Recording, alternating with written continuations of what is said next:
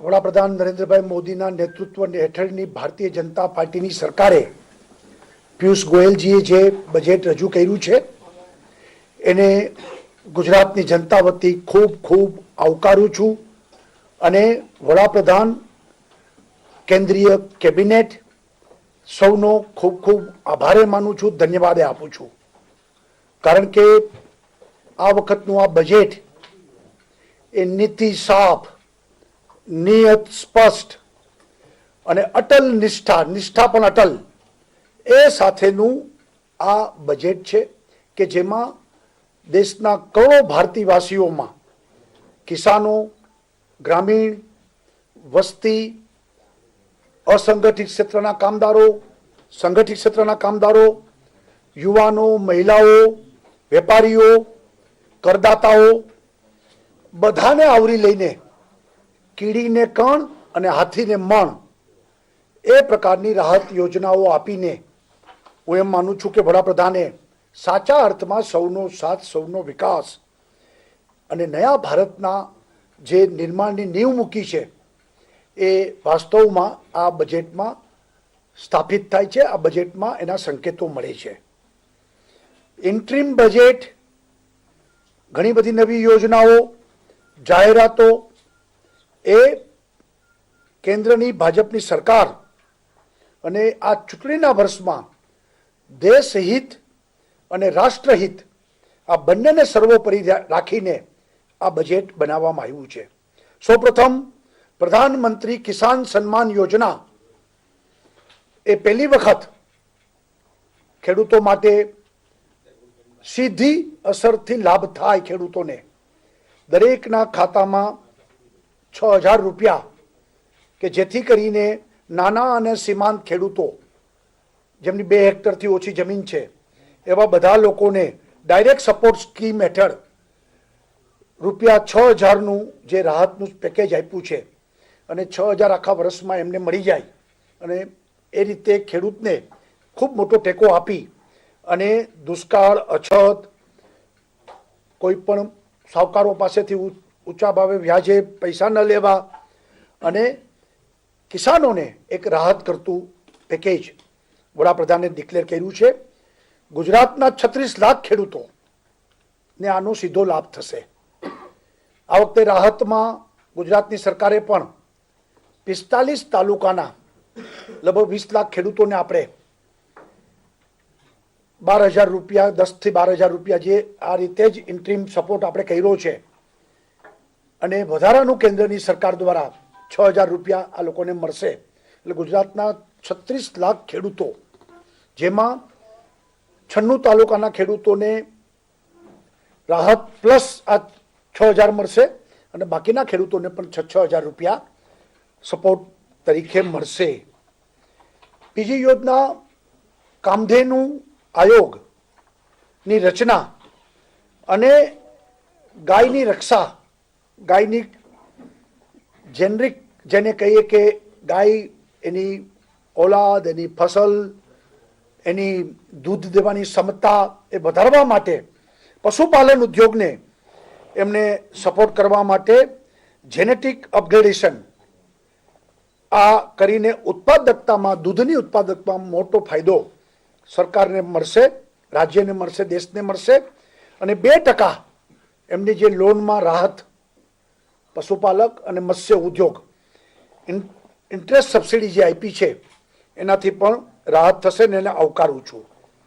સાથે સાથે ઇન્કમટેક્સમાં સીધી રાહત જે 2.5 લાખ રૂપિયા સુધી ફ્રી હતું, ટેક્સ નહીં, એની મર્યાદા 5 લાખ કરવામાં આવી છે.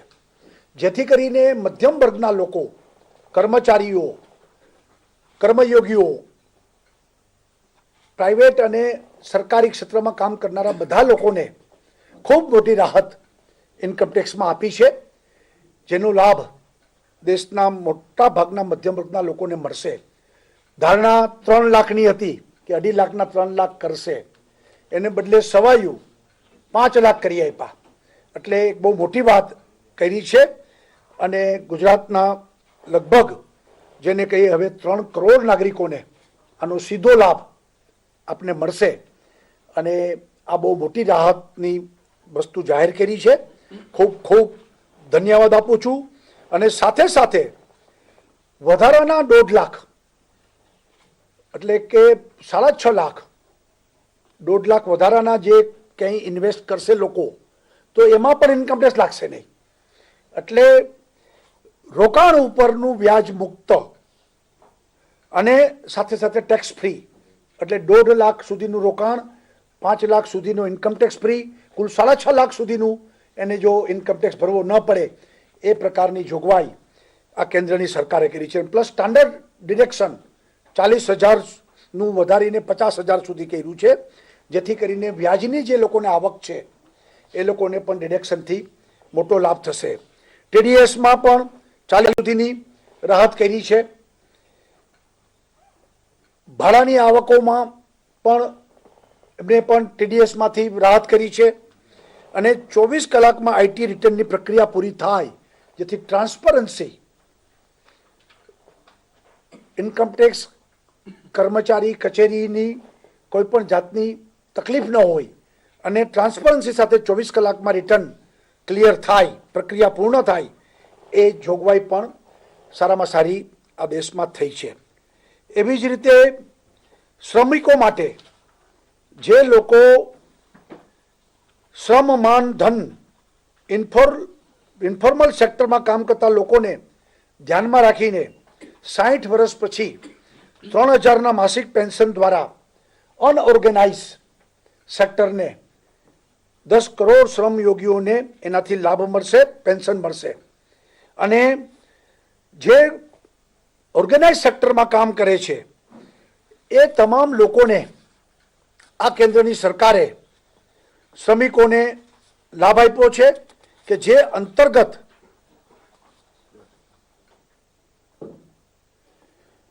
જે શ્રમિક 50 રૂપિયા જમા કરાવશે અને 15,000 સુધીની માસિક આવક ધરાવતા હશે એ લોકોને 3,000નું પેન્શન મળશે. પરંતુ પેન્શન યોજનામાં જે કાયદેસરના લેબર છે એ લોકોને પણ લાભ વધાર્યો છે. અને જેને કારણે બધા શ્રમિકોનો વિચાર અનઓર્ગેનાઇઝ અને ઓર્ગેનાઇઝ શ્રમિકો માટે પણ આ સરકારે કર્યો છે. ખાસ કરીને રિન્યુએબલ એનર્જી ગુજરાત એ દિશામાં ખૂબ આગળ વધી રહ્યું છે. અને વિન્ડ એનર્જી અને સોલાર એનર્જીમાં પણ 50,000 મેગાવોટની ક્ષમતા અને એના ઉપભોક્તાઓને સસ્તા દરે વીજળી મળે એને જે પ્રોત્સાહન આપ્યું છે, એનાથી ગુજરાતમાં સોલાર અને વિન્ડ એનર્જીના ઉદ્યોગો પણ મોટા પાયે સ્થપાશે. એ વીજળી પણ મોટા ભાગે ઉપયોગ થશે અને ઉપભોક્તાને સીધો એનો લાભ મળશે. એટલે એક બહુ મોટી ગુજરાતને આનાથી લાભ થયો છે. સાથે સાથે અનુસૂચિત જાતિના બજેટમાં પણ 25%નો વધારો કર્યો છે. જનજાતિમાં 25%નો, એટલે કે દલિતોના બજેટ અને વિકાસના કામમાં 35%નો વધારો અને વનવાસી લોકો આદિવાસીઓમાં 25%નો બજેટમાં વધારો. એમ નબળા વર્ગના લોકોના કલ્યાણકારી માટે સોશિયલ રિફોર્મ અને એના કામ માટે પણ આગળ વધ્યા છીએ આપણે. સાથે સાથે બીજા ઘર, એટલે કે પ્રધાનમંત્રી કીધું છે કે જે બીજું ઘર બનાવે ને ભાડાની આવક મળે એમાં 2,40,000 સુધીની ભાડાની આવકને પણ કરમાંથી મુક્તિ આપવામાં આવી છે. એટલે મકાનો પણ ખૂબ લોકો વધે, લોકો ભાડે આપે અને એની ભાડાની આવકમાંથી ટેક્સ ફ્રી થાય.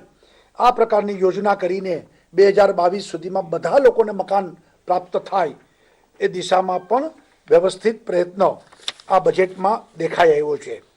સાથે સાથે ગ્રેચ્યુટીની સીમા પણ 10 લાખથી વધારીને 20 લાખ કરવામાં આવી છે. એટલે શ્રમિકો, કર્મયોગીઓ, કર્મચારીઓને આ ગ્રેચ્યુટીમાં પણ લાભ થશે. અને નવી પેન્શન સ્કીમમાં 4%થી હવે 14%નું યોગદાન થશે. એટલે જેમને પેન્શન મળે છે તેવા કામદારોને નવી પેન્શન સ્કીમમાં પણ આખો વધારો થશે.